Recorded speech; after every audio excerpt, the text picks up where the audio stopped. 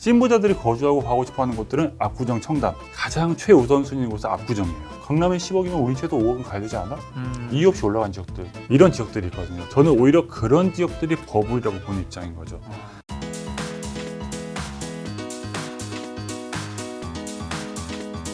오늘 주제는 바로 부동산 시장 전망편입니다. 실제 그 강남 상구라고 하면 뭐 네. 강남구, 서초구, 송파구인데 네. 실제 그 강남 상구 안에서도 조금씩 뭔가 다르게 본다면서요? 이제 일반적으로 쓰시는 용어들이 강남 3구라고 해서 강남, 서초, 송파구를 일컬어 읽는 말이고, 그다음에 최근에 또 나왔던 말이 강남 4구라고도 말을 합니다. 사구? 4구. 어디죠? 강동구를 포함한다는 거죠. 강동구에 있는 뭐 고덕동이라든가 강일동 이 일대를 다 최근에 재건축을 완료를 했어요. 그래도 일대가 다 새 아파트가 들어서고 여기도 이제 강남 못지않은 가격을 형성하고 있는 곳인데, 그래서 일부 혹자들은 강남 4구라고 하는데, 제가 실제 뭐 상담을 하다 보면은 송파구에 계시는 고객분들은 본인들은 강남 3구다. 강동구에 계신 분들은 본인은 강남 4구다. 근데 오히려 강남 서초 계신 분들은 그런 말씀 안 하세요. 아, 송파구, 강동구가 네네. 아직은 우리하고 같이 가기에는 조금 아니다. 본인들만이 우선이다. 이런 게 있을 것 같고, 강남 서초구 내에서도 또 이 내부에서도 갈리는 것 같아요. 아, 거기서도 갈려요? 재밌는 거죠, 정말. 그 흔히 말하는 이제 최상위 달에서도 또 갈리는 층이 있습니다. 강남구라고 하면 이제 대부분 아시는 곳들이 이제 뭐 대치동, 역삼동, 논현동 이 일대란 말이에요. 네. 근데 강남구 내에서도 가장 최우선순위인 곳은 압구정이에요. 압구정, 청담. 이제 그 아랫부분에 이제 뭐 대치동, 삼성동이 자리 잡고 있고, 네. 오히려 뭐 저희 말로 흔한 용어로 쓰는데 보급형 강남이라는 곳이 있어요. 역삼동, 논현동. 한 번쯤은 좀 고려해 볼 수 있는 지역이다. 근데 여기서 조금 더 한 단계 업을 시키면은 이제 뭐 삼성동이나 대치동 일대. 그다음에 이제 속으로 진짜 찐부자들인 거죠. 네. 찐부자들이 거주하고 가고 싶어하는 곳들은 압구정, 청담. 대치동이나 이제 삼성동 일대는 학원가가 많습니다. 네, 그렇죠. 왜 학원가가 많냐? 이쪽에 거주하시는 분들은 원래 부자이다기보다는 네. 본인들이 노력을 해가지고 자수성가한 스타일이 많으시거든요. 흔히 말하는 사짜 직업들. 그쵸. 그 사자 직업들이 뭐 집에서 밀어준 것도 있겠지만 네. 본인이 공부를 해가지고 그쵸. 경험했거든요. 그래서 내 자녀들도 공부시키고 싶은 거예요. 근데 거기에 반해서 압구정이나 청담 일대는 오히려 학원가가 많이 형성 안 돼 있어요. 아, 원래부터 부자다. 그쵸. 여긴 뭐가 있겠냐. 유학원이 많습니다. 그냥 아예 초등학교 때 유학을 보내요. 그래서 그 차이도 있는 것 같아요. 그래서 실제 상담하다 보면 이제 서초 쪽, 이제 반포 라인 쪽, 반포도 이제 정말 그 최상위 단에 있는 그런 주거 지역인데, 반포동 계신 분들도 결국 어디를 보냐? 압구정을 보세요. 나의 마지막 최종골은 압구정이다. 압구정을 언제 들어가야 될 것이냐. 그런 거 보면서 저긴 정말 뭐 넘사벽의 지역이구나. 대한민국에서 그럼 제일 비싼 동네는 압구정과 청담동. 압구정이 더 높다고 저는 볼 수 있는 거죠. 압구정이 그럼 탑. 네, 제일 탑이라고 볼 수 있습니다. 자, 그럼 오세훈 서울시장님 이제 체제하에 가장 좀 빛을 볼 수 있는 사업은 어디라고 보세요? 자, 오세훈 시장님이 이제 후보 시절에 공약 내세웠던 것들이 뭐 정비사비 활성화, 고충 규제 완화, 여기에 용적률 완화 이런 것도 있었는데, 언론도 그렇고 누구나 다 느낄 거예요. 오세훈 서울시장이 다 하기에는 한계가 있다. 그쵸, 시간적인 한계도 있죠. 시간적인 한계도 있을 뿐더러 야당 시장과 여당 의회 제일 크죠. 그러니까 뭘 하든지 간에 어쨌든 서울시 의회에 그런 허가를 다 의견 청취를 구하고 통과를 해야만 할 수 있는 사업들이 많은데, 유일하게 이제 시장 직속화에 있는 도시계획위원회에서 진행할 수 있는 것들이 바로 지구단위 계획이거든요. 네. 그럼 이 지구단위 계획을 할 수 있는 곳이 압구정, 여의도, 성수 이들 지역이란 말이에요. 이들 지역은 굳이 시의회 뭐 의견 청취라든가 허가를 구하지 않더라도 시장 직속화에 있는 도시계획위원회에서 다 통과시킬 수 있거든요. 네. 이러면서 원다로 가면은 그런 의회의 뭐 동의를 구한다거나 또는 뭐 정부의 좀 눈치를 봐야 되는 그런 사업보다는 네. 시장 단독으로 할 수 있는 이런 지구단위 계획이 수립될 수 있는 압구정, 여의도, 성수 일대 네. 이쪽 지역이 가장 우선적으로, 그리고 가나마 현실적으로 한 단계 더 사업이 더 앞서 나갈 수 있는 그런 지역들이라고 볼 수 있을 것 같습니다. 근데 보궐선거 임기 기간이 사실 이제 1년 정도 있나요? 1년 조금 넘게 남았죠. 네. 근데 사실 시간이 뭐 많지는 않잖아요. 뭐 솔직히 말씀드리면은 말씀드리고 나서 뭐 진짜 시청에서 클레임이 들어올 수 있겠지만 네. 저는 쉽지 않다고 보는 입장이에요. 그러니까요. 모든 공약을 하기에는 네. 일단 이제 가장 먼저 할 수 있는 게 시의회를 설득을 해야 되는데, 네. 앞서 말씀드린 것처럼 이제 야당 시장과 여당 의회 만만치가 않단 말이에요. 서로 협의를 하기가, 의회 협조를 얻어가지고 진행을 해야 되는데 이게 쉽지가 않고, 그리고 뭐 또 여러 가지 풀었었던 것 중에서 뭐 재건축 추가 관세를 좀 풀어달라, 또는 뭐 공시지가 너무 올랐다, 네. 좀 낮춰야 되지 않냐, 네. 이런 걸 풀어야 되는데 이런 것도 국토부소관이란 말이에요. 국토부소관 또 정부인 거죠. 또 정부는 또 현재 또 여당이 잡고 있는 거고, 이런 면에서 이런 여당과 야당의 진짜 초월적인 협조가 있지 않는 이상은 자녀 임기 기간에 하기는 저는 많이 어렵다고 보는 입장입니다. 오히려 이제 뭔가 사업을 한다기보다는 내가 사업을 하겠다 이런 시그널을 줌으로 인해 가지고 시장에 좀 안정화를 좀 꾀하는 게 훨씬 더 영향이 높다라고 볼 수 있는 거겠죠. 그렇다고 뭐 이게 뭐 내가 뭐 50층 짓게 50층 다 허가해 줄게 이런다고 해서 가격이 바로 빠지진 않을 거예요. 네. 가격이 빠진다기보다는 현재 계속 급등하고 있는 이런 불안정한 시장을 조금 안정화시킬 수 있는 그런 요인에 더 가까울 수 있다는 거죠. 지금 부동산 시장이 뭐 안정화 얘기하셔서 그런데 이제 강남을 좀 떠나서 서울 시장 전체로 봤을 때 부동산 시장은 버블인가요? 어때요? 지금은 지금 집 사는 분들한테 뭐 많은 분들은 지금 내가 끝물에 사는 거 아니냐 네. 뭐 이런 걱정도 되게 많이 하고 그리고 또 다른 분들은 지금이라도 사야 된다 또 이런 얘기도 많이 하는데 저는 이거를 하나의 용어로 선택을 할게요. 선택적 버블이다. 지금 어차피 제가 계속 앞서 말씀드린 거예요. 강남권에 들어오시는 분들은 수요층 자체가 다르세요. 이분들은 강남에 있는 집 2, 30억이 충분히 본인들이 이 자금을 투입하고 거주할 수 있다고 생각하는 곳이에요. 네. 왜? 안정성이 수반되기 때문에. 네. 근데 이제 오히려 이런 지역들보다 강남이 오르니까 나도 올라야겠다. 이런 지역들이 있거든요. 저는 그렇죠. 오히려 그런 지역들이 버블이라고 보는 입장인 거죠. 물론 이런 상황이 오면 절대 안 되겠지만 뭐 IMF라든가 네. 뭐 리먼 사태라든가 이런 외부 충격이 강하게 발생을 했을 때 오히려 강남은 가격 방어를 잘할 수 있지만 그 이외 지역들 저는 이런 지역들은 후두도 떨어진다고 보는 그런 입장입니다. 왜? 정말 버블이 많이 끼어있다고 보는 거거든요. 예시를 들어볼게요. 저희가 많이 가장 흔히 이제 쓴 용어 중에 하나가 뭐 마용성, 수용성. 다들 이 마용성, 수용성 용어를 다 아시나요? 제가 설명을 드려볼게요. 마용성이라고 하면 이제 언론에서 만들어낸 용어이긴 한데 네. 마포구, 용산구, 성동구 성동구. 이 세 개를 일컬어서 마용성이라고 합니다. 네. 근데 사실 저는 여기 조금 좀 변형을 준 게 용산은 이미 마포나 성동과 같이 가기에는 너무 하이레벨급의 단지인 거예요. 그래서 마용성보다는 마포, 동작, 성동이 맞다고 보는 입장인 거죠. 마동성. 마동성. 동작에는 뭐 흑석동 일대라든가 상도동 일대, 이 일대들이 많이 가격이 올라갔거든요. 노량진도 그렇고. 그래서 이 마동성 일대가 이제 먼저 우선적으로 갈 수 있는 단지들. 네. 그 다음에 근데 마동성 단지들도 보면은 제가 최근에 받았던 물건들을 보니까 24평짜리 기준으로 마포에서 신축이 16억까지, 16억 5천. 아 맞아요. 야, 말이 안 되는 금액인 거죠. 요즘에 16억, 뭐 17억 하더라고요, 그렇죠? 강남이 제가 처음에 부동산 이 업을 시작했을 때 제가 그때 2009년에 시작했으니까 그때만 반포 네. 지금 반포 레면 퍼스티지나 반포자를 처음 이제 분양했을 때인데 그 당시 아마 평당 분양가가 3천 정도 30평 기준은 10억 내외 이게 3배가 올랐죠 3배가 네. 근데 지금 이제 마포가 일단 24평짜리가 15억 16억 하는 시대란 말이에요 네. 물론 일부 좀 이제 가격이 조금 높아졌다라는 것도 있지만 네. 마포, 동작, 성동의 가장 큰 입지적인 면을 보자면은 서울의 도심 구역이 여의도, 강남 또는 이제 용산 여기에서 도심 이렇게 있단 말이에요. 근데 이들 지역들을 정말 편하게 갈 수 있는 지역들이 마포, 동작, 성동이에요. 근데 가장 큰 단점이 무엇이었냐? 주거지가 노후가 됐다는 거예요.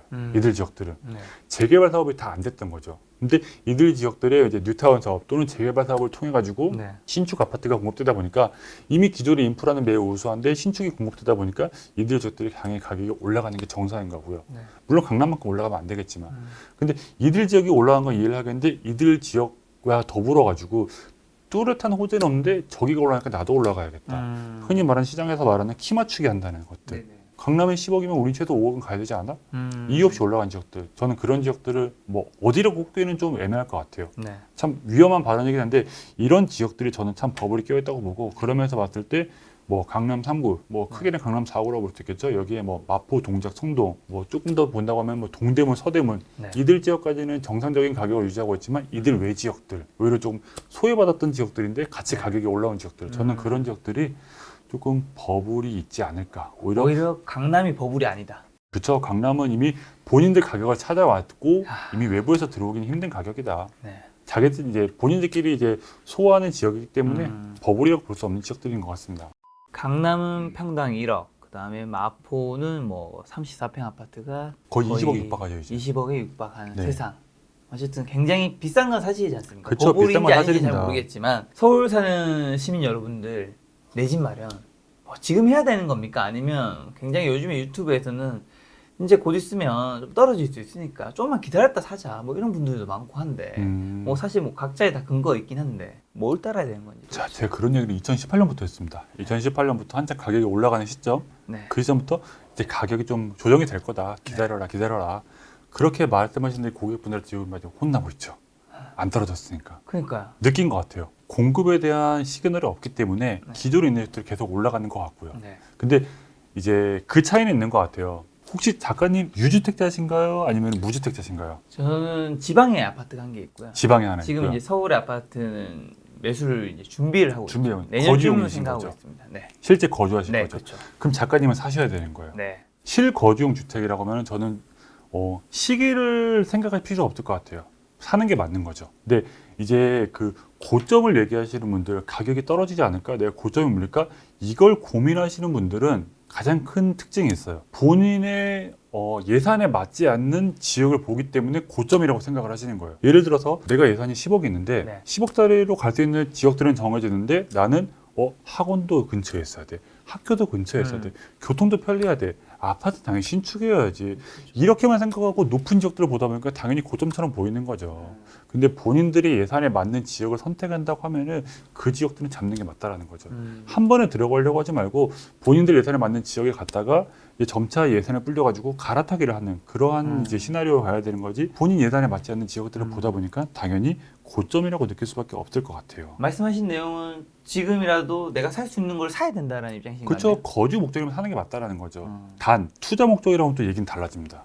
그럼 어떻게 돼요? 자, 투자 목적이라고 하면은 이제 거주와 투자를 동시에 할 수 있는 거죠. 네. 우리나라에 있는 모든 상품 중에서 거주와 투자를 동시에 할 수 있는 게 주택이에요. 근데 이거를 단순히 투자 목적으로 두채, 세 채 사시는 분들이 있단 말이에요. 네. 근데 이분들이 이제는 더 이상 하시기가 힘든 게 세금으로 엄청난 규제를 하고 있단 말이죠. 뭐 많이 들어보셨을 거예요. 보유세, 그렇죠. 뭐 재산세, 종부세. 제가 하나 얘기해 드릴게요. 보유세라고 해가지고 재산세하고 종부세를 통틀어 하는 말인데 제가 보유세 가장 많이 내시는 고객분들 얼마까지 봤을까요? 1년에. 억 단위 아닌가요? 기본이 억단이고요. 제가 최고 이제 시나리오였었는데 만약에 그분이 이제 제가 상담했던 고객이 그걸 샀다고 하면은 1년에 최고 10억까지 내셔야 됩니다. 10억이면 10년이면 100억이에요. 네. 건물 살 돈이죠. 네. 이거를 세금으로 내는 거예요. 그만큼 보유세가 무서워졌다는 거예요. 특히 그리고 1주택자가 아니고 2주택, 3주택을 하시는 분들은 더 보유세가 강화되기 때문에 네. 이런 보유세 측면적을 보시더라도 투자용으로 사시는 거는 지금은 아니라는 거죠. 살려면 언제 봐야 되냐? 저는 적어도 이런 이제 뭐 투기가지고 좀 해제해 준다라던가 또는 이제 세금에 대한 규제가 좀 완화되었을 때 네. 그때 들어가시는 게 맞다라고 보는 거죠. 신현님 말씀은 투자 목적이라면 그런 세금적인 측면이 좀 완화될 때 네, 그런 게 맞고 그때 보시면 맞고. 지금 내가 집이 없는 사람이라면 지금 언제든지 사야 된다. 네, 지금 안 사시면은 나중에 또 고민하세요. 나중에 돼서도 또 고점 아니야? 또 물리는 거 아닌가? 그런 식으로 또 2, 3년 지나가는 거죠. 근데 신현님이 이제 지금 만약에 집을 사야 된다고 얘기해 주셨는데 지금 이제 자기가 뭐 20평대 아파트를 샀어요. 네. 또 더 좋은 동네로 뭐 30평대 아파트로 이제 한 1년, 2년 뒤, 뭐 3년 뒤 가고 싶어요. 네. 그럼 당연히 여기 사이에 매매 비용과 여러 가지 세금들이 발생을 하잖아요. 그렇죠. 매매 발생하죠. 네. 그럼 사실 이 비용이 요즘에 굉장히 크잖아요. 네, 뭐 크죠. 부동산 피도 그렇고. 네.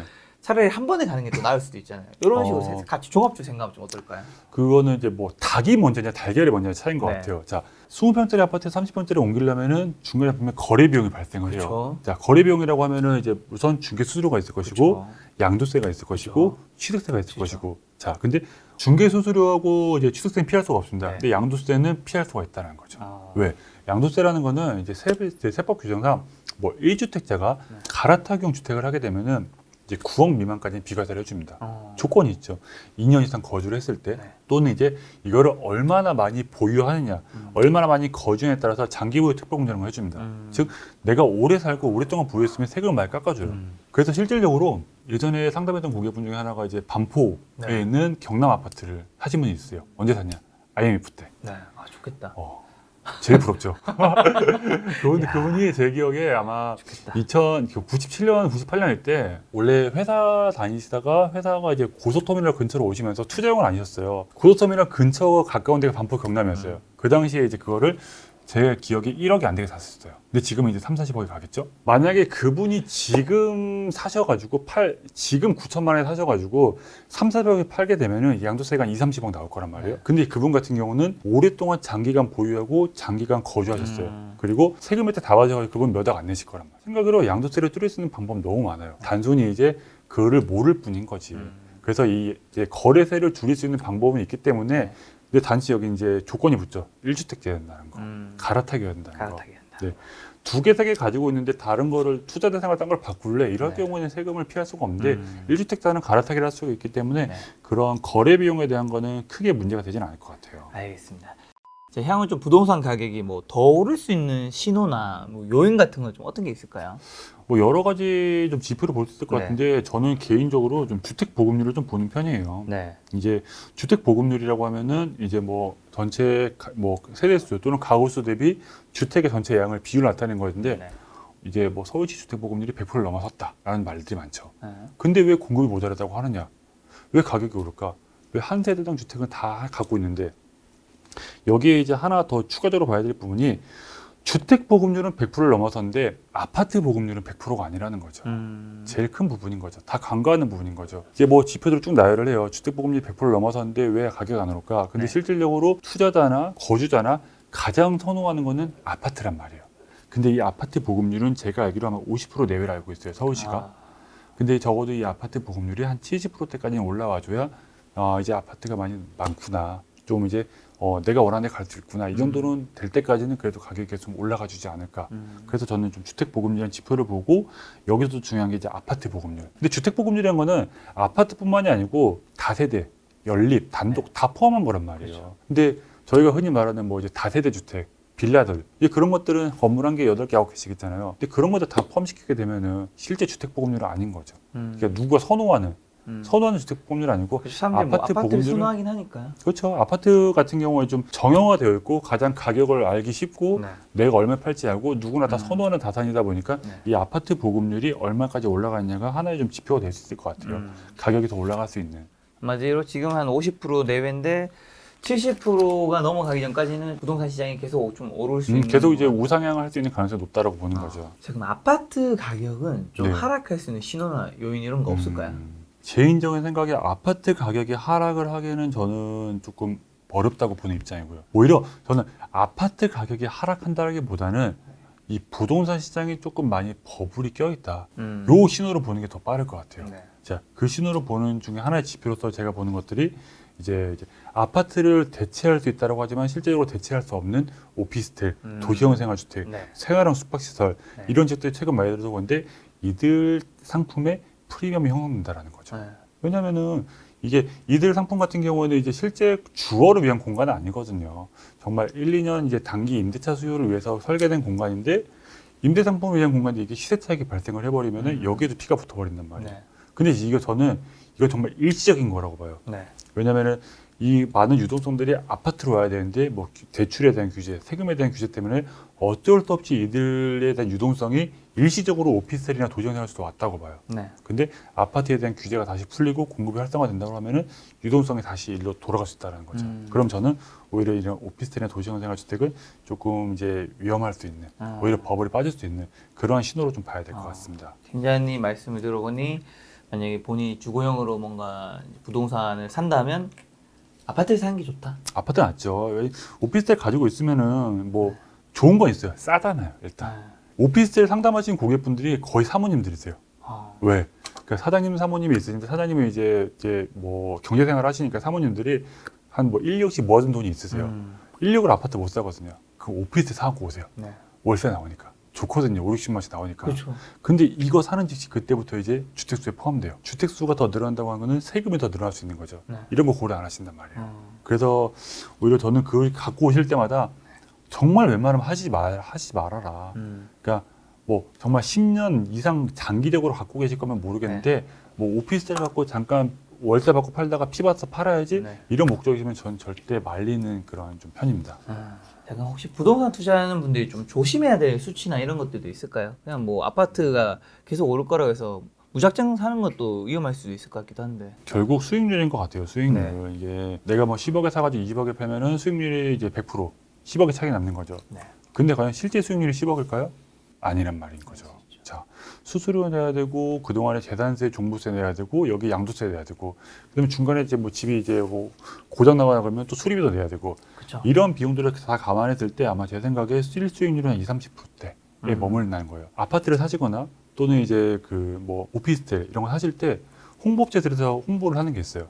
레버리지 수익률 이래가지고 최대 뭐 100%, 120% 난다. 그래서 막 그거 보고 사시는데 실질적으로 다 세금 넣고 계산을 해보면은 실수익률이 20, 30% 미만이란 말이에요.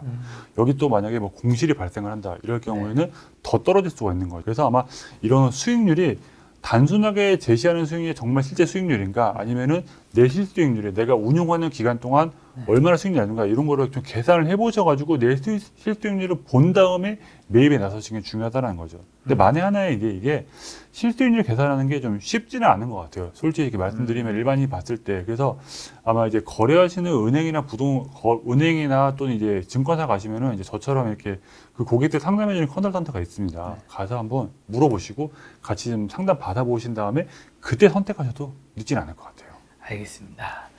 자, 오늘 팀장님이 나오셔서 이제 부동산 관련해서 뭐 이야기해 주신 거 심플한 것 같아요. 네. 부동산은 아파트 사는 게 좋은 것 같고 맞습니다. 살 수 있다면 강남을 사는 게 좋은 것 같다. 정답인 거죠. 네, 이렇게 얘기해 주셨는데 그럼에도 불구하고 우리 모두가 이제 뭐 강남을 살 수 있는 거 아니잖아요. 서울에도 네. 수많은 지역이 있는데 어쨌든 이제 아파트든 뭐 주택이든 지금 어쨌든 재테크 시대이기 때문에 네. 이제 자기가 사는 거 외에 이제 투자도 생각할 수밖에 없잖아요. 그렇죠. 그렇죠. 그런 시점에서 좀 부동산 투자할 때 더 오를 수 있는 장소. 네, 음. 정답은 강남이지만 강남 외에도 더 오를 수 있는 장소인지를 우리가 좀 확인할 수 있는 좀 생각해 봐야 될 것들이 있다면. 이건 답이 정해져 있어요. 이건 인프라예요. 과연 근데 이 인프라를 봐야 되는데 이 인프라가 실현 가능한 인프라냐, 정말 페이퍼상의 인프라냐, 네. 이게 제일 크다라는 거죠. 대표적인 사례를 좀 들어보면은 혹시 에버랜드 가보셨나요? 가봤죠. 에버랜드 못 타고 가셨나요? 전동차 타고 갔죠. 그렇죠. 근데 에버랜드로 연결되는 지하철이 있는 거 아세요? 아 그래요? 용인경전철이라고 있습니다. 오. 명칭이 에버라인이에요. 두 량짜리, 한 량짜리인가 두 량짜리일 거예요. 네. 다리 위로 돌아다닙니다. 근데 이 용인경전철을 처음 만들 때 용인시가 이제 수지구, 처인구, 기흥구가 있어요. 근데 용인시 핵심 지역은 수지구거든요. 네. 근데 수지구까지는 지하철이 있어요. 근데 기흥구랑 처인구는 없었단 말이에요. 근데 이 기흥구랑 처인구를 연결하는 이 에버라인 용인경전철을 만들었습니다. 엄청난 많은 홍보를 했죠. 이제 기흥구, 처인구도 서울까지 출퇴근할 수 있는 거리다. 라고 했는데 실질적으로 이 에버라인이 만들어지고 나서는 별 효용이 없었던 거예요. 왜요? 왜? 일단 지하철이라고 하지만 두 량짜리. 그리고 너무 많이 고장도 자주 나고. 그다음 용인시에서 운영을 하는데 이게 운영이 잘 안 되다 보니까 적자도 나고 많이 멈추고. 그래서 이런 이제 실제 뭐 홍보하는 인프라는 지하철과 같은 마치 서울 지하철 2호선과 같은 인프라였지만 실제 이제 실현된 거는 그런 인프라가 아니었다는 거죠. 최근에 뭐 많이 나온 것도 있어요. 그러니까 뭐 분양업체들 홍보하는 거 또는 만약에 이제 경기도에서 우리는 트램을 깔 거야. 요면 절차 유럽에 가면 많이 있잖아요. 네. 우린 트램을 깔 거야. 경기도에 31개 시군구가 있어요. 근데 만약에 그러한 이제 계획대로 모든 트램이 다 깔린다. 자동차 필요 없으세요. 걸어 다니셔도 돼요. 네. 왜 다 연결되니까. 근데 이건 말 그대로 이제 페이퍼상의 계획이라는 거예요. 실제 이게 실현이 될 수 있냐 없냐 이러한 인프라를 보는 그 관점이 매우 중요한 것 같아요. 네. 오늘 영상 주제는 이제 부동산 시장인 거니까 부동산 투자에 관심 있는 분들에게 마지막 하고 싶으신 말씀이 있다면. 부동산이라는 이제 학문이라는 건 아니죠. 이제 실제 생활 밀착형 학문인 거죠. 이제 과거 같은 경우에는 부동산이라는 학문 자체가 많이 좀 폐쇄적이고 정보를 얻기가 어려웠어요. 네. 제한된 정보로. 근데 최근에는 이런 정보들이 많이 오픈이 됐단 말이에요. 뭐 실거래가도 확인해 볼 수 있고 뭐 어떤 사이트 들어가면은 실제 내가 이 아파트에 들어가서 향을 다 확인해 볼 수도 있고 그런 조망도 확인할 수 있고 네. 그리고 시간대별로 그런 뭐 일조량이 얼마 되는지 그래서 확인할 수가 있어요. 네. 왜? 데이터가 많이 오픈됐기 때문에 그걸 다 기술로 구현한 거거든요. 네. 근데 다만 이거를 이제 활용을 잘 못하시는 거죠. 어디에 이제 이런 데이터가 있는지 어떻게 봐야 하는지 이런 걸 모르시는 분들이 많은데 저는 이제 지금 구독자분들처럼 유튜브를 보시거나 또는 블로그를 보시거나 이렇게 하시는 것도 중요하지만 본인이 직접 이런 데이터들을 보고 활용을 하시고 체감을 하셔야만 이제 부동산을 하실 수 있는 거지 남들이 하는 얘기만 계속 들어서는 영원한 이제 뭐 고점에 물릴 것 같다. 집을 못 산다. 그런 단계에 머물 것 같습니다. 알겠습니다. 저는 오늘 팀장님의 인터뷰에서 딱 두 가지만 기억이 남는 것 같습니다. 서울 아파트와 강남? 강남. 네. 아파트와 강남. 나는 언제 갈 수 있는가? 조만간 가질 것 같습니다. 네, 오늘 만남의 손님은 대신증권의 장용훈 팀장님이었습니다. 지금까지 여러분의 소중한 시간 함께 해주셔서 정말 감사합니다. 오늘도 김 작가였습니다. 고생 많으셨습니다. 네, 고맙습니다.